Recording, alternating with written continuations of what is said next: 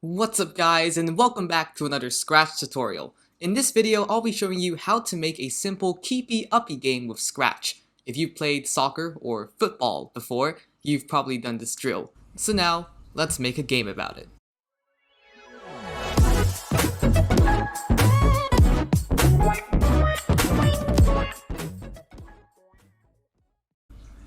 So I'm just gonna open a new project and I'm calling it Keepy Uppy Tutorial. You can see I've already have two sprites there. One is for the ball, one is for the player. And if you're wondering where I got the sprites, I simply just went into the Scratch library and just took some from there. So that was kind of lazy. You can see I also got like a football backdrop there. I'm just gonna make that slightly dimmer, so I think the contrast might be a bit better with the player and ball. Yeah, it's better. So I'm actually going to start coding now. We're going to go to the player sprite and we'll start off with a when green flag clicked. Then we're going to set our position to x0 and y negative 135. So I just made the sprite a little smaller so you can see it would look like that. It's almost running on the edge. And we're going to drag in a forever loop. And we're going to make a new block and I'm going to call it player move. Click on OK, no need to run without screen refresh. I'll simply stick that inside the forever loop.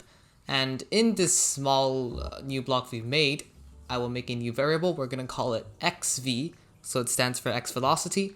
If you've watched my channel before, you know that I've done this a bunch of times and it's used to kind of make the player go smoothly. So I've dragged in a change xv by 1 block here, and we're actually going to change that. We're going to input key right arrow pressed minus key left arrow pressed. Now if you don't know what this is actually Boolean logic. So if the left arrow is actually pressed, it's going to register as a 1, right? But since we're, subtracting it, it would be -1. And since we put the right arrow on the left, so if you've pressed on the right arrow, then it will return 1, meaning that the x velocity would be increasing.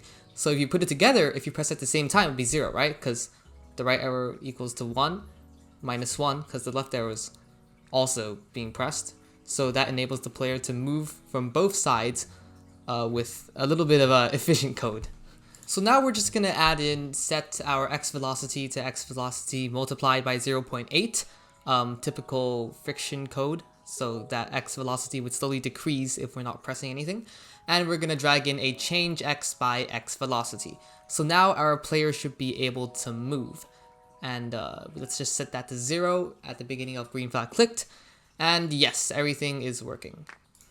So now I'm going to go over to the ball sprite, and this is where things will get a bit more interesting because we'll be doing a little bit of physics for the ball. Let's drag in a when I receive message 1 block. So this is when you broadcast something and it receives it. And we're going to make a new message called ball. Later on, we will have the player constantly broadcasting that to the ball. In the meantime, I've made a new custom block for our ball, similar to our player. I've just put that underneath the receiver block. And in here, we're actually gonna start making some variables for the ball. We'll need an x velocity and y velocity, but first I'm just going to make sure the ball shows when we actually run the script, because later on, if the game was to restart, we would probably want the ball to hide, right? So now I'm just making the x velocity and y velocity sprites. Make sure it's for the sprite only. And we want to reset the variables when we run the game. So I'm just simply going to do when green flag clicked, set x velocity to 0 and set y velocity to 0. Let's also reset our ball position. So I'm simply going to put in x equals 0 and y equals to 100. Now to make sure that the script will actually run, I will go back to the player sprite and we're going to put in a broadcast ball and wait inside the forever loop. So then the ball script will be constantly running. Great. So now let's start giving the ball some gravity. I'll use the y velocity here, and we're going to change that by -1 every time the script runs. And then we're going to simply drag in a change y by y velocity block. So then our ball should slowly fall down faster as the amount it's decreasing by is, increasing, right?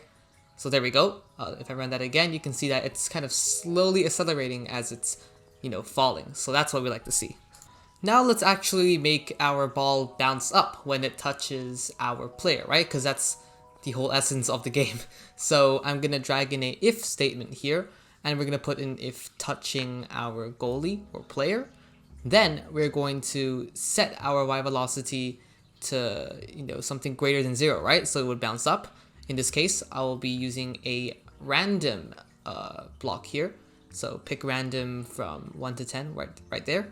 I'm actually going to change that to pick random from 12 to 20, so then it would bounce up a bit more. And now if we try running our project, it should be working. Let's take a look. Yes, it is. The ball is kind of bumping up on the player's head quite randomly. Sometimes it bounces a bit more high, sometimes a bit more low. That's what we like to see. But unfortunately, you can see that our player doesn't really kind of move the ball sideways, right? The ball is just falling directly on the same place again and again. So the next step would be to change our x velocity. So now I'm just going to add in our friction script again, but this time I'm going to multiply x velocity by 0.98. So the closer this number is to 0, the less the resistance would be through the air, right? And now let's actually make the variable affect the x position. So simply do change x by our x velocity. Great. So we actually want to start changing the velocity, right? Because right now it's still at 0, so 0 multiplied by 0.98 is still 0. So the way we're going to do this is actually to duplicate our script inside the if statement, change that to x velocity, and in our pick random block, we're going to put in pick random from 1.0 to 2. Now if you put in a decimal point, it'll actually help return a decimal value, so it'll be a bit more random. And we're actually going to multiply that by our x velocity of the player. So then if the player is moving right, then naturally the ball should move right too, right? Because imagine yourself playing soccer. If you kick the ball, up in the air, but you're moving forwards, the ball should also move forward, right? So now we should be able to actually test this. You can see that our ball is bouncing naturally, and once I start moving sideways, hey, there we go. You can see our ball is very responsive. If I'm moving to the right or to the left, you can see the ball kind of goes in that direction too. Oh, that is a glitch right there. We'll be fixing that later on, so we wouldn't let the ball kind of get stuck in the edge. It'd probably bounce back, and let's actually do that now. So I'll just make a new if statement with the condition that if it's touching the edge, then it should bounce back, right? Let's see how that works. So we're gonna add in the touching edge block right inside our if statement, and inside there we're going to say set our x velocity to x velocity multiplied by -1. So it would be like the rebound force, right? Every action has an equal opposite reaction. So if we put that inside, the ball should be able to bounce back and forth. And if we try it, it should work. Let's see. Oh, yes, it does. It seems to be bouncing around seamlessly around the edges. Oh, that was a bit unexpected. But unfortunately, there's actually another problem to the solution. Right there, you can see that our ball kind of gets stuck when it hits the bottom edge, and that's a problem because we actually want the game to end when you miss the ball, right? But that's okay. We'll simply change our condition to whether our x position of the ball is greater than 240, which is about half the width of our stage. And yeah, you can see that it just bounced back right there. But unfortunately, it might not work for the other side because we have to account for the negative values too. And here I'm just going to use a little life hack, put it in absolute value there. If you don't know, absolute value returns the positive value of any number. So if you put in -5, it give you 5. And if you put in 5, it stay as 5 because it's already positive. It's not the most mathematical definition. The mathematical definition is supposed to be the distance of that number to 0. So, -5 to 0, the distance is 5. So basically it has that effect.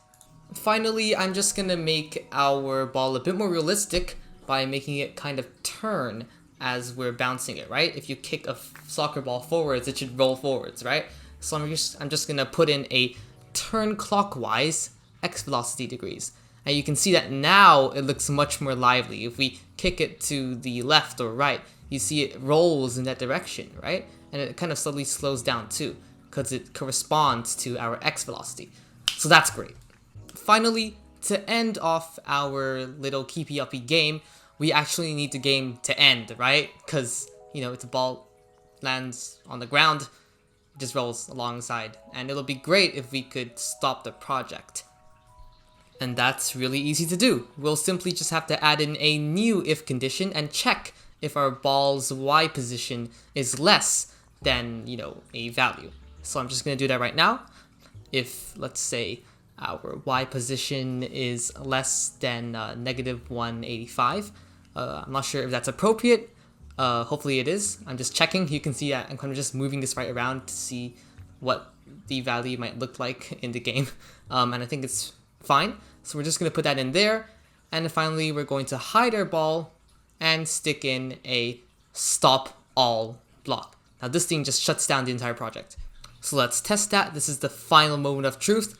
Yes, it indeed worked, and our game is pretty much complete. There are still some minor adjustments that you can try out on your own, like either making the ball bounce faster or fall faster, whether you want to add borders, which I did in my example, and, you know, possibly giving the player an animation. But yeah, I think that was a pretty wholesome tutorial. We covered some basic concepts, and hopefully it was easy enough for you to follow along. Yeah, and I hope you guys enjoyed it. Yeah, I do know that I took a brief hiatus from tutorials in Scratch, as I was really busy these few months, but I will definitely be making more in the future, and I'll be more active too. So like, subscribe, and stay tuned for more Scratch tutorials.